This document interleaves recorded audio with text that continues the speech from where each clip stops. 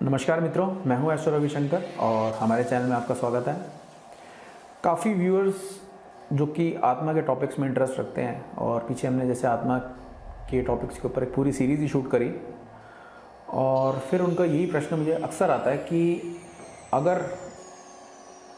उनका कोई close one जो जा चुका है, यानी कि जो इस दुनिया में नहीं रहा, और ये भी वो जानते हैं, समझ गए हैं अब कि आत्मा तो अजर अमर है, चेतना ब्रह्मांड में चेतना का अस्तित्व बना रहता है इस स्थूल शरीर को छोड़ने के बाद भी।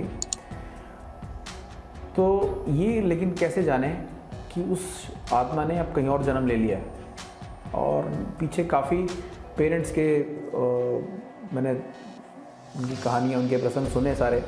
और बहुत दुख भी हुआ सुन के कईयों का, क्योंकि बहुत छोटे छोटे बच्चे कईयों ने अब खो दिए अपने। और फिर उसी को लेके हमने कुछ वीडियोस शूट किए जिसमें हमने बताया था कि कैसे अगर आत्मा को लगे कि अपने जो घर में जहाँ से वो ऑलरेडी जा चुकी है, तो वहाँ पे यदि दोबारा किसी गर्भ की व्यवस्था है, अवेलेबिलिटी है,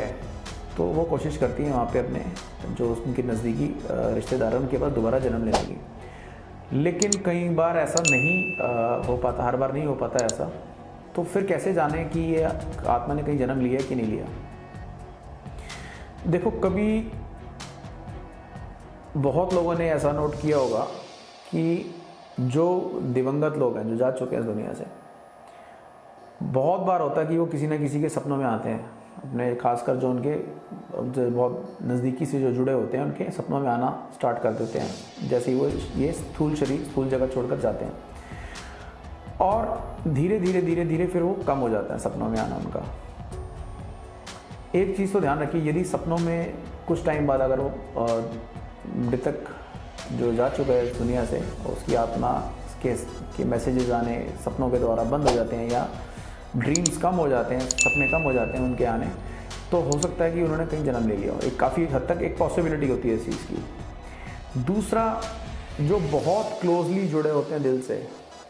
बहुत ज़्यादा गम में चले जाते हैं, अक्सर बहुत डिप्रेस हो जाते हैं उनके जाने से,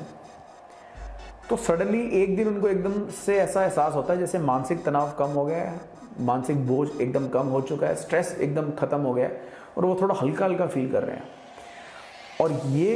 तभी होता है क्योंकि उनकी एनर्जी के कॉर्ड्स, एनर्जी की जो तार है हमारी, उनसे जुड़ी, जो चेतना से जुड़ी रहती है, वो कहीं ना कहीं अब कट चुकी होती है इस वजह से, क्योंकि उसका जन्म कहीं और हो गया। तो थोड़ा जब रिलीफ अपने आप ही आना स्टार्ट हो जाए तो समझ लेना उस आत्मा ने कहीं जन्म ले लिया। और ये चीज़ मैं सबके लिए कह रहा हूँ जिन्होंने अपने बहुत नज़दीक के लोग खो दिए हैं, कि अगर ऐसा नहीं होता कि घर में कोई व्यवस्था नहीं होती, कोई गर्भ नहीं है कि जिस वजह से वो कोई आत्मा वापस जन्म ले सके, और ऐसे कई इंसिडेंसेस हुए हैं कि आत्मा ने जन्म लिया है वापस घर में, लेकिन अगर ऐसे पॉसिबल नहीं होता तो एक चीज़ मान के चलो कि चेतना तो देखो अमर है, वो चलती रहती है आगे, वो ख़त्म नहीं होती कभी भी। तो स्थूल अस्तित्व खत्म हुआ उस इंसान का, लेकिन जो आत्मा है वो चलती रहेगी। तो उसकी देखा जाए तो रियलिटी में, अगर वाकई में वास्तव में देखें तो मृत्यु कभी होती नहीं है। वो खाली एक तरह से ट्रांजिशन स्टेट है, एक तरीके का परिवर्तन है आयाम का, डायमेंशंस का, एक डायमेंशन से दूसरी डायमेंशन में वो चली जाती है। तो ये कुछ चीज़ें जब होने लग जाती हैं, आपको सपने आने बंद हो जाए उनके, और यदि लगे कि एकदम से मानसिक तनाव कम हो गया किसी दिन और टेंशन थोड़ी कम हो गई है उस चीज़ को लेकर, तो समझ लीजिए उस आत्मा ने